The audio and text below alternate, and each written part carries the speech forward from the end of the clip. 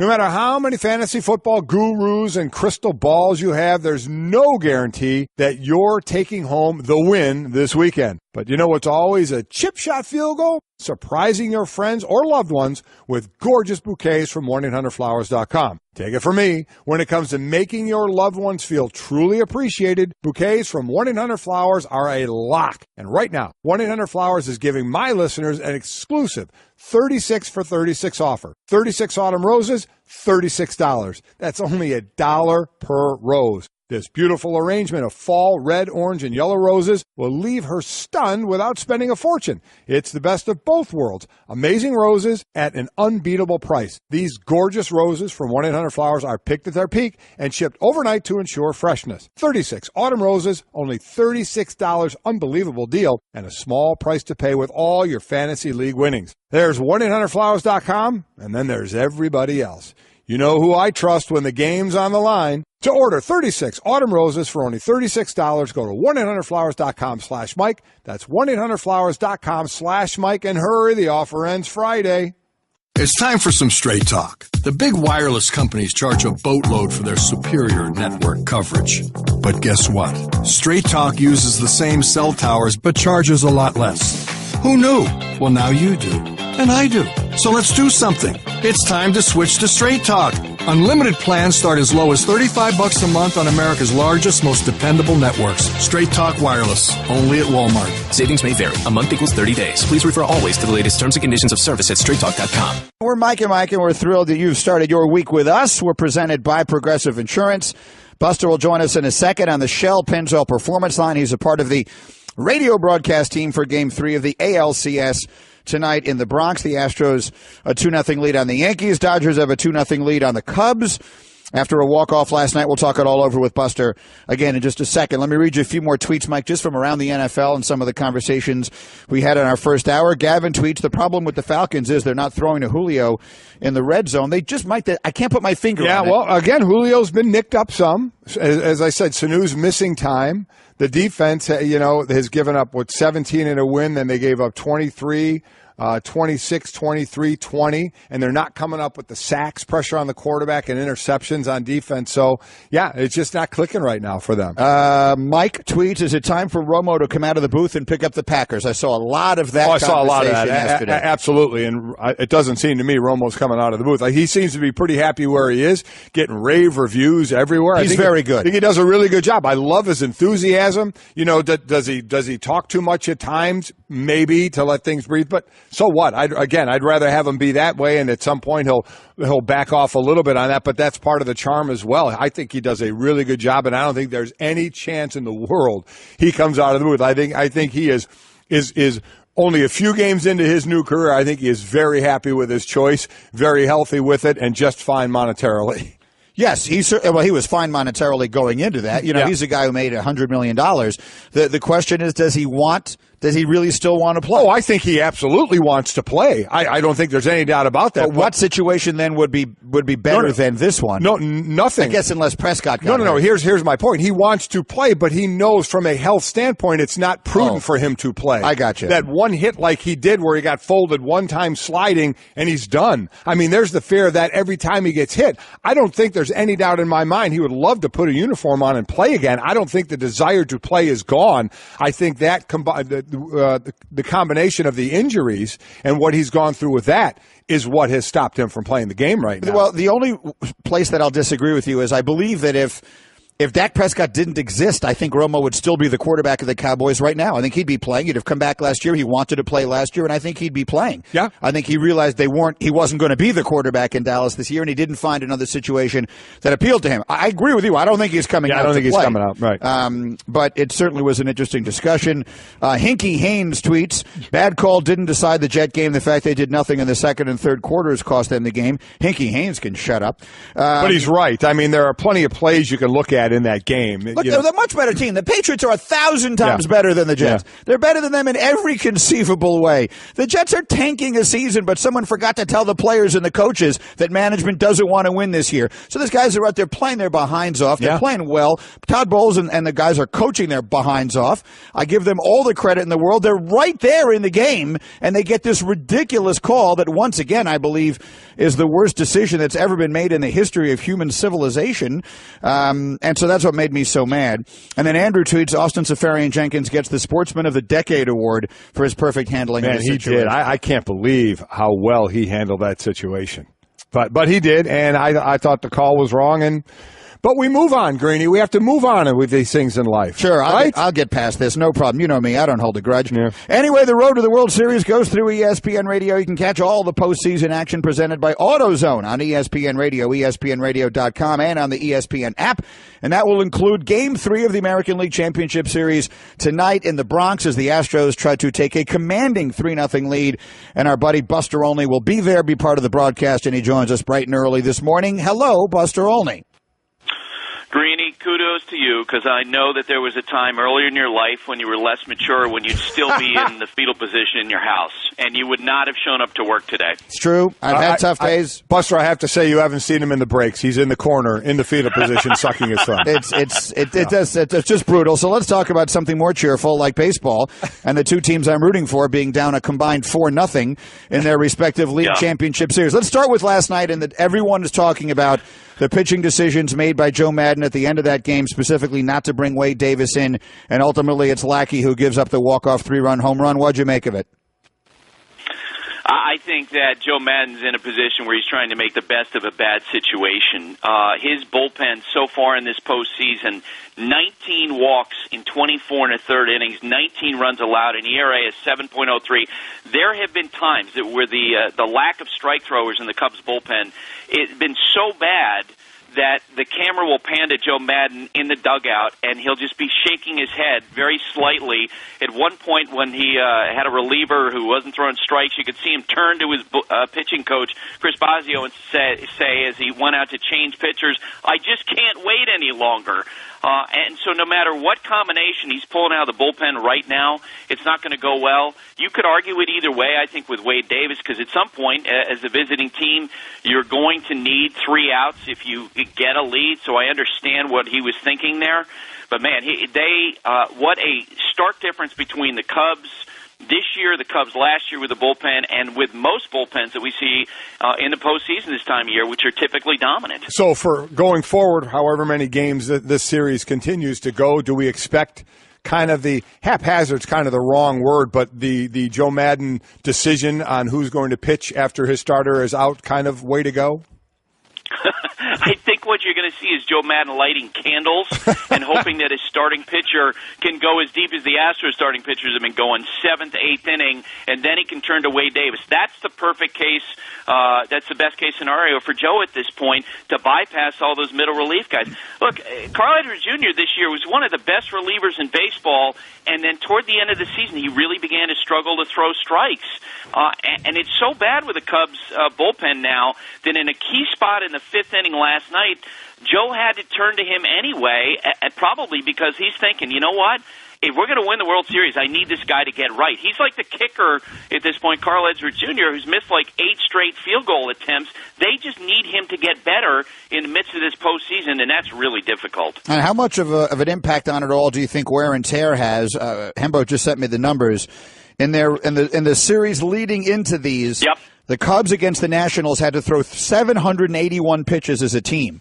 The Dodgers only had to throw 383 pitchers. And so now you spin it forward. The Dodgers have scored 6 runs against relievers in this series, and the Cubs are 0 for 24 against Dodger relievers. How much of that do you think has to do with carryover from the previous series? Yeah, I think that's absolutely a factor. And you know what? We always, when we go into these postseason series, we always talk about how we like it when the number one seed gleans an advantage over the lower seeds because they're thrown into chaos trying to survive. That's exactly what's happened in front of the Dodgers this year. The Diamondbacks looked to be a threat against the Dodgers, and they had to use the pitcher who would match up best against the Dodgers, Robbie Ray, in relief in the National League wild card game. And so the Diamondbacks were behind. There were all these ripple effects from that game, and it took them down, and that's exactly what's happened with the Cubs. They had that extended series with the Nationals, that crazy Game 5. They go into the Dodgers series. The Dodgers are nice and rested and tanned, rolling into that National League Championship Series. And on the other hand, Madden scrambling, trying to find solutions. So a big advantage for the Dodgers to have the number one seed and to wait for the other teams to try to figure it out. So you put this more on the Cubs starting pitching or they're hitting? They got just 3 hits, but it's not like the Dodgers lit it up with just 5 hits. So where does the onus go here? Well, I think the practical reality is that the Cubs need more length out of their starting pitching. You know, John Lester had to come out in the 5th inning last night, but because of the problems of the bullpen, they just simply need their starters to go deeper into the game. So, given what's in front of them, and given the fact that we see in October typically that good pitching staffs will shut down good hitting, I think you got to see more out of the Cubs starting pitching. Can we go back before we go over to the American League in that Game 1 of the blocking of the plate from Contreras? I mean, I know the new rule is out there, but man, Buster, I mean that was picture book definition of the way to block a plate. And I know it's illegal now. I thought that the throw took him there, but they're saying he was stepping early. Man, I just hate it because that was a beautiful play. Yeah, and I thought of you when I saw it because I knew you would hate it. Look, under the current rules, when Joe Madden said that even under the current rules, he has a problem with the interpretation that, as you mentioned, he felt like the throw took Contreras into the path of the runner, and it was interpreted as he was blocking the plate. When I watched the play, I thought he was blocking the plate, and Ron Darling, who does such a great job, he's the color man on TBS for this series. He mentioned, why would baseball want to take away such a beautiful and athletic play as the one that was made? Here's the thing I think we all have to remember is that under the old rules, Contreras may not have made a beautiful and athletic play. You may have seen the runner target him from 20 yards with a 20-yard head start and just take him out, which is what had been developing, which is what baseball moved away from with the home plate collision rules. And the one thing we haven't seen since they put those rules in place is catchers being carried off the field in the way they were before that. It's the one thing, and I know you can't do it this way, but Buster, I said earlier this morning, it's the one thing where you sort of feel like maybe there should be a different rule in the regular season and the playoffs. I don't want the catcher getting barreled over because of the potential of injury on a game in the middle of June. And yet somehow in these games in the chill of October, that home plate collision, which was so much a part of the game, it almost feels like that play feels out of place in the circumstance with as much riding on every single run, especially the way this series is playing out. Every single run makes as much difference as it does. I will tell you, talking with the people who wrote this rule, they will tell you privately it's impossible to write because if you're going to protect the catchers, okay, if you're going to tell the base runner you can't hit the catcher, you can't barrel over the catcher, you have to grant them at least some access at some point to home plate. Otherwise, the catcher's just going to sit on home plate. And that's why they had to write it the way they did. If you guys ever want a great challenge, Greeny, you're right. That's the way you would want it. But sit down literally and try to write that rule. It's impossible. So you can't have it both ways. Either you're going to protect the catchers, or you have to have a situation where you're going to have the runners have a path to home plate. Just so I understand, because I'm going to disagree that he was stepping before he was trying to make the catch. If the umpires felt he was stepping to make the catch, they would not have called blocking the plate? Am I getting that correct? You are not allowed to impede the runner, his path to the plate when you don't have the ball. And I suspect that the interpretation is that he had his foot in front of home plate before he had the ball in his hands. Well, I agree, but all right. Go ahead, make your point, because I know what you're saying. My point is the throw is taking him that way. Right. Now you're making a catcher try and do something unnatural to say, okay, I have to reach over and catch this, and I can't move my feet until I catch the ball. Then I can go in front of the plate. To me, that's ridiculous. I mean, the throw was to that inside part, and he was stepping to make the catch as well. That's the part I don't get. You're asking the catcher to do such an unnatural act now to not step with where the ball is going to make the catch. Yeah, and David Ross, who, of course, caught for a long time in the big leagues, completely agrees with you. And I know this. Whatever answer I give to what you just said, you would still want to punch me in the head. Mike and I'm sorry, Buster. And Buster Olney, who is with us again. He will be in the Bronx tonight for Game 3 of the ALCS, where the Astros won a pair of 2-1 games in Houston to come back to New York. So I'll ask it to you this way. The Yankees came back to their home ballpark down 2-0 in a best-of-5 against the Indians, and, of course, came back and won. Does this feel different to you? Do these circumstances feel different to you for the Yankees' chances of turning the series around, and if so, how and why? Yes, it does feel different because we're seeing the Astros go old school, right? In this era in which we're seeing starting pitchers leave the game in the third, fourth, and fifth inning. Houston has these two dominant guys at the front end of the rotation. Dallas Keuchel, who always dominates the Yankees. Guys, he hasn't allowed a home run to the Yankees in his career, 57 2/3 innings. He throws 7 scoreless the other day. He's their number 1 starter, and Justin Verlander, their number 2 starter, who just keeps getting better and better and better, was totally dominant with that complete game in Game 2. If the Yankees are going to come back and win this series, they have to win at least one game started by those two guys. That's a giant mountain to overcome. Now, these series always take on their own momentum. If they go out tonight and they win, and then they come back in Game 4, they would, also be in a good position. But those two guys, that's such a different situation than what we saw against the Indians, where Corey Kluber clearly had some sort of issue, probably with his back during the series, and the Indians didn't have their ace in the way that the Astros have it, 2 aces. And I don't mean this as a pun, though I guess I do. At 5'6", can Jose Altuve be playing any bigger than he is right now? It's ridiculous what this guy is doing. Man, it's so funny. The other day, I was talking to Josh Reddick, the Astros right fielder, and he was like, "Makes me mad to watch him hit." He said, "Because he'll throw his bat out there, and there'll be this little doinker over the infield. It'll drop in, and he's like, and why are they continually throwing him first pitch strikes? I don't get it. Because you throw him a first pitch strike, you know he's going to hit it. 13 for 23 so far in this postseason, and as A.J. Hinch, the Astros manager, mentioned the other day after they won in the walk-off, you know that Jose Altuve, whatever the Astros are doing great in the postseason, he'll be right in the middle of it. He started that rally. I think right now the two hitters you do not want to face in the postseason are Altuve and Justin Turner, of course, hit that walk-off with the Dodgers last night. They are so locked in this era where you see hitters swing and miss a lot. Those two guys don't swing and miss. Well, the good thing with Altuve is if you or Kirkshin do an interview with him, you can look him eye to eye. So that's I knew that was coming. Did I say that out loud? That was not nice. I'm sorry. Yes, that's not true, though. I will tell you flat out, I loom over Jose Altuve, okay, at 5'7" 3/4. Here's who you do not loom over, and that's Aaron Judge. But he has struck out a lot more times in this series and in this postseason than you have. And I'm fascinated by him because there's a part of me that feels like this is the future of baseball. There's these big, huge, strong guys who swing hard at everything, and they hit a bunch of home runs, and then they strike out a lot. But 19 strikeouts in 27 at-bats in these playoffs. What do you make of what we're seeing from Aaron Judge right now? And he got a guy who's going to finish in the top 2 or 3 in the MVP voting in the American League. Yep. But do you think that the Yankees will do anything with him during the offseason about what we are seeing now?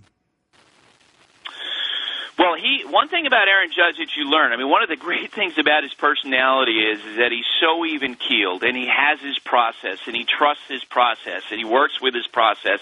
He's not someone who's going to make big overhaul, big adjustment during the course of his season, and it worked well for him in the second half. He had this long slump, but then September he went off, staying with that. I will say this, you do wonder as he gets older if he'll learn to make in-game adjustments more effectively, because what we're seeing in this postseason is opposing pitchers breaking ball low and away, swing and miss, swing and miss, swing and miss, swing and miss. Think about this, guys. In the last 5 games, Gary Sanchez and Aaron Judge combined are 4 for 40 with 26 strikeouts, which is obviously a huge problem for the Yankees. And here's something else. Most of it is Aaron Judge is a young player learning how to make in-game adjustments. That's the big challenge he has right now. But the other part of it is, statistically, and I wrote about this in a piece on Sunday, man, he gets a lot of shin-high fastballs called strikes, shin-high pitches called strikes. It's an inordinate amount. Only 2 players in all of baseball had more strikes called on them in that area below the strike zone than he did. And I talked to an evaluator, said, no question, umpires really seem to struggle to adjust to the fact that he's so big. In the same way that Jose Altuve, the guy I loom over, gets a lot of high strike calls, Aaron Judge gets a lot of calls below the zone. Could there I'll just let the humor write itself. Buster Olney, that's well done. Thank you so much. Thanks for getting up here and enjoy the game tonight. We'll be checking in soon. Thanks, you, Buster. See you guys. Bye. That's Robert Stanberry, Olney III on the Shell Pennzoil Performance Line. Get instant gold status at Shell. Join the Fuel Rewards program now at fuelrewards.com/gold. To be clear, what I meant by that was you got a young kid who's so good and doing so much. I don't know that you want to tell him, listen, you need to alter the approach in any conceivable way. And yet, we're seeing now against the really good pitching, and maybe it's just a slump at the wrong time. And we saw him go ice cold right after the All-Star break also, and then get it going a little bit again. But, at some point, no matter how many home runs you hit, you can't have this. And it's just killing you. I listen, I agree. But do you take it? Do you take the strikeouts for 52 home runs? That's what I mean. You take you do take the trade-off. You have to. Yeah, you absolutely he hit for a good average all year long. I mean, he was the first half of the season. He was on a pace that we'd never seen before in the history of the game. Then it was a heavy slump. What are you, 35, 37 straight games with a strikeout in it? And I get it, the low and away, and then the high heat. And he's just so many swings and misses. And I get the calls on him, but you got such a larger strike zone. If you're a pitcher, are you kidding me? That's exactly what you're going to want to do until he starts connecting with him. So do they make him change his approach, or does he just have to get better at, making contact on those pitches? I don't know. I don't know the answer to that, but I do know this. They'll trade 52 home runs for that. Oh, of course. And if you look at the way these games have played out over the course of this series, it's 2-0 and 2-0. But last night, it's one swing of the bat for the Dodgers. Yeah. The 2 games in Houston were obviously could have gone either way, a million different ways. Brett Gardner makes it. In a game that winds up being what that game winds up being, you make the third out of an inning at third base, which is something you take a kid off the field for doing in T-ball. I don't know if you take him off the field for it. I took a kid off the field. I'm telling you right now, on that. I managed T-ball. And I'm telling you, you make the third out of the inning off the field for that. I berated him. You berated him. No, actually, I was nice to the kid, but I berated his family. The kid could probably beat you up. All right, we're berated his family. We're Mike and Mike. I walked over to the stands, and I said, what are you teaching this kid? How the hell do you make the third out of the inning at third base? You ever seen a baseball game before? Between that and Austin Safarian-Jenkins, I've had better days. Hey everyone, Mike Golick here. Support for the Mike and Mike podcast comes from our friends at Rocket Mortgage by Quicken Loans. Chances are you're confident when it comes to your work, your hobbies, your life. Rocket Mortgage gives you that same level of confidence when it comes to buying a home or refinancing your existing home loan. Rocket Mortgage is simple, allowing you to fully understand all the details and be confident you're getting the right mortgage for you. To get started, go to rocketmortgage.com/Mikes. Equal housing lender, licensed in all 50 states, NMLS, consumeraccess.org number 3030. Computer, execute 12.4p operation. Optimizing algorithm. Running encryption packet alpha 990. Oh, I don't feel so good. What is it, computer? Is it hot in here? It feels hot in here. I feel a little clammy. I should lie down or something. A computer with a virus? Surprising. What's not surprising? How much you could save by switching to Geico. Those oysters Rockefeller were a mistake. Geico. 15 minutes could save you 15% or more. All right, we have decided there's nothing better on a Monday than talking football with Jeff Saturday, who joins us in our studio. How are you, Jeff? Fantastic. How you doing? Much better than you, it sounds like. Yes, I'm doing terribly. You are here for your welcome. You're here for your berating. There will be a beration here. I'm not sure if it's a berating or a beration, but one way or the other, it's on its way. But let's start with what really is the headline of the league this morning, and that is the loss of Aaron Rodgers. Yeah. I mean, you played on those teams all those years where Peyton was the quarterback, and the bottom line of it is you're not prepared, right? Your team wasn't prepared to lose him. It's a question of Peyton goes down, you're basically done. We saw that happen that year with Curtis Painter. How similar do you think this is for Green Bay? Yeah, it's very similar. Listen, when an offense is built around the quarterback, and that's exactly what Green Bay's offense is, it's difficult to recover. I mean, we went 2-14 that year. We struggled. We brought in Kerry Collins. It'll be a little different because Hundley's been there for a while. We try to bring in a new guy to kind of take the helm. But as you look at it, it's not just the arm strength of Aaron Rodgers. Think about all the timing. Think about all the scramble drills that he and Jordy and Cobby hit over the middle, all the different things that these guys do with Adams. Think about 2 weeks ago in Dallas, and he throws the ball, hey, come right back to it, and he puts the ball in the perfect spot. Very little of that stuff is scripted for him. The extension of the plays, it's not like he's a 3-step drop guy, the ball's coming out. He does so much, out of the pocket and extending those plays. It's hard to make up for that offensive production. Now, will McCarthy be able to do a good? Absolutely. They have a good football team. But in my opinion, when you have a team that's built around your quarterback, it not only affects the offense, it's going to affect the defense, how much time they're back on the field. It just continues to kind of interweave its way throughout the whole team. So I want to get into that in a moment, but Anthony Barr provides the hit that breaks the collarbone of Aaron Rodgers. Clean hit to you, correct? Absolutely. Yeah. Not even a question to me. You were reading tweets of those that are thinking people talking about changing the roughing the passer rules, all kinds of. Listen, he hits him exactly what everybody says. He hits him, above the waist, below the.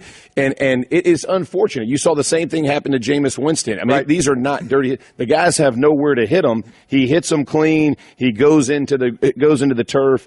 It is unfortunate. That's just the game. You can only do so much. Of what we're asking defensive players. Everything that was happened there, I felt like was a clean play. Completely agree. And for those thinking they need to make the rules even stricter on a quarterback, I can't laugh hard enough at that. Now, let's go to what happens now in the meeting room. Now you have a young guy. You would be a veteran offensive lineman out there. So what's happening in the meeting rooms with the coaches, with Hundley, and with how you go forward? Well, let's say this. Yesterday, I don't think was a for him as a quarterback. That's a difficult thing because you're coming in on Aaron's going forward. You're going in on Aaron's game plan, right? So it will pare down significantly. They'll figure out, hey, what can he do well for us? What do we need to go attack? Whether it's, hey, are we going to use Montgomery more? Split him out. Do we need two backs in the backfield more often? You saw them kind of change into that and morph into that in the middle of the game. They will figure ways out to make him feel comfortable. Protection is going to be, and you and I both know, is going to be a significant key for the rest of the season. Is figuring out where in the world is the pressure coming from. When defenses begin to game plan for him, how are they going to blitz him and how can he effectively get that picked up? So much of what Aaron did, and again, I can go back to the Dallas game because that's the freshest game, when he checks to the run over the last minute and it's a 12-yard gain by Jones and he gets out of bounds. Those kinds of things are going to take time, but what can you do to allow him to play his best? And that's paring that thing down and letting those guys understand this is all we're going to do. Win, lose, draw, this is what we have. Everybody get comfortable with this game plan, and that starts today for him. Mike and Mike, Jeff Saturday in our studio again. Right now, the Vikings and Packers both sit at 4-2 in the division. The Vikings with that win yesterday in a game in which you figured the Packers were reeling emotionally after that. And, you got to kind of pick yourselves up. I mentioned you were on the team where Peyton was lost for that didn't happen on a play, right? That happened after the surgery during the offseason. The nerves weren't regenerating. I don't know how clear it was inside that he wasn't going to play all year. I remember outside, we didn't know it. Like, he'll throw at some point, then all of a sudden you wake up one day and he's not throwing at any point. Yeah. So it was a little bit different. Like, for these guys, it's a little more sudden and jarring and holy smoke. Yesterday he was here, and now we got to go on with that. Yeah, I think for us it was actually probably a little more difficult because we did think Peyton was coming back. Everybody was hoping every week, hey, is he going to be back on the field? At this point, Aaron's not going to be back on the field. Now, we got to say this, the scheduling guides have been fairly favorable for what they have in the next few weeks. So hopefully Green Bay gets its footing back and makes that division a run of it with the Vikings, because right now the Vikings are they're sitting in the best seat of the house. Let me read you that. So they go this week, they're home with the Saints. Then they are home with the Lions. Then they're at the Bears. Then they're home with the Ravens. The bottom line, I don't know how to. They got a bye in there. I don't know how to forecast. Yeah, there's a bye between the New Orleans game and the Detroit game. I don't know how to forecast that though. Like, what does that mean exactly?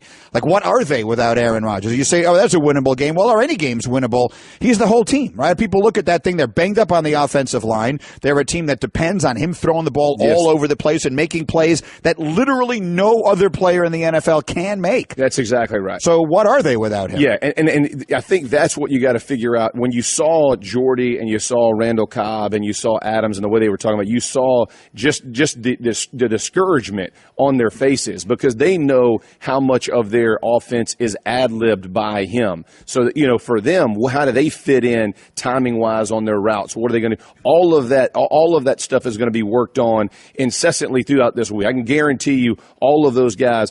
But the other side of it is now no one's feeling sorry for them, and they know that. I mean, you think the Vikings are in a very similar situation. They're on basically their third quarterback, after Bridgewater goes down, then Bradford, now you're in Keenum. They lost Dalvin Cook. So no one in their division's feeling bad for them. No one in the league's feeling bad for them. They understand that, hey, it's like this for everybody. It's just unfortunate for a premier player like Aaron. And I think from the fan perspective, for me, it's work because he does things no one else can do, and it's pretty awesome to watch. I don't care if you played the game, you watch the game. He does things that just make you go, wow. And that's the part you're going to miss. So you look at the NFC now, the Eagles, the favorite to come out of there now. They're the only one-loss team left in the NFC. But Greeny brought it up before, and we were chatting about it. Atlanta in the Super Bowl last year, sitting at 3-2, deja vu. They give up a 17-point lead and lose to the Miami Dolphins.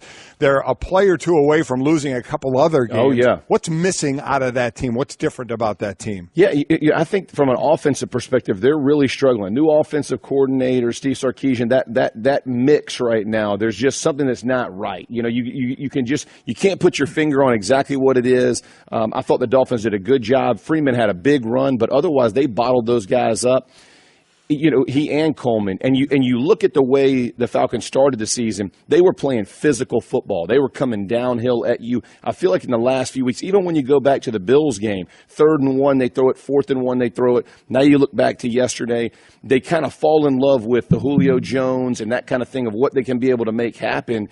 And you and I both know it's difficult in this league if you become one-dimensional. I feel like they're sliding into that one-dimensional style offense, keeps their defense on the field a long time. That defense, like every fast defense that's ever played, they are not built to stay on the field that amount of time. They need to be 3 and out. Yeah, you know that. I played on teams, right? Like you want to play with a lead, let those guys built to play from in front. Yeah, right? They are built to play with speed. This is not a team that can just take Jay Ajayi all day. Take the pounding. That does not work out for that team. Holding back a sneeze here. It's one of those moments where I'm pre-sneeze, and it won't make up its mind. If you want to take the entire segment off, go ahead. Okay. Well, so we don't bring up this play. I was looking through a bunch of the Twitter here as you were doing the Twitter read, and there's some questions about Aaron Rodgers. Israel, do you think the hit on Aaron Rodgers was excessive? It looked like the ball was out of his hands. Stop. It was out of his hands, Mike. He'd thrown the ball. Stop it.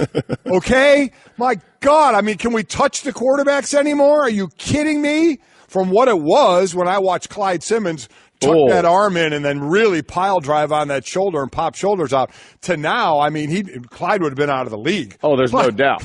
He's intentionally trying to hold that arm pinned in, drive that thing down. Clyde would have been prosecuted like you wanted the referee for that play. I mean, to now, you can barely touch him now. I don't even want to hear it that was any. And you're an offensive player, so not a dirty. I would say that. Yeah, not a dirty play. No. Come on, we got to let him hit him somehow. Holy smoke! All right, so my investigation into this call that was made yesterday on the Austin Safarian-Jenkins play is going to begin with you Saturday, because I was watching on SportsCenter or whatever show it was you guys were on. I saw the clip this morning on .com where you said that while you guys were all watching games together, while everyone else was thinking, the Jets just scored a touchdown, you were actually the first to say, wait a minute, there's something on this play that doesn't look right. Yeah, no, listen, and I was taking a beating in that room. Everybody was trying to rip me on it. But I saw, as you're seeing him go into the end zone, you could see Butler get in there, and you saw the ball kind of moving around. And I told him, and I didn't think it was going to be a touchback. I thought maybe they were going to call him out of bounds before he crossed the goal line.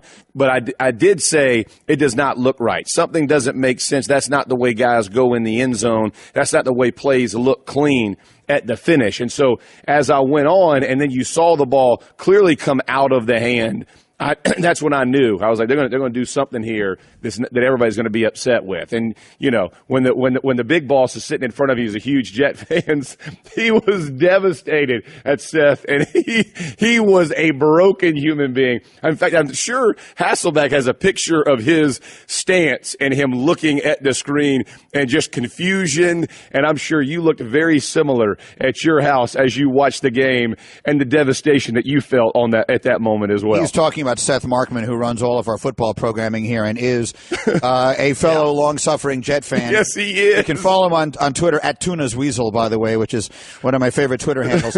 But I mean, so you saw something, and I grant you that something happened there, but not nearly enough that I do not believe that a criminal investigation needs to be launched into this to look at it more closely. I mean, at the end of the day, when he falls on the ground, he's holding the ball. No, he's holding the ball. See, I thought he was. Nah. I thought in his right hand, I thought he had because I agree with you. The ball was clearly out of his possession. But I thought by the time he hit and when he rolled over, I thought he had the ball tucked in his right arm pretty well. Or at least, let me put it this way, not enough to overturn it to this. Yeah, now I will say. That's the thing. A lot of those you say, boy, whatever the call on the field is probably going to hold up because you see all the angles and you're like, there's a question here, a question there. So I thought on that alone it was going to hold up. But to go all the way to fumble and New England, I thought it was a bit much. That was a big swing. As you looked at it, let's give credit to Butler. I mean, listen, that is a heads-up play. And you watch them do that week after week. They're punching at balls. They're trying to rip balls out, all of those things.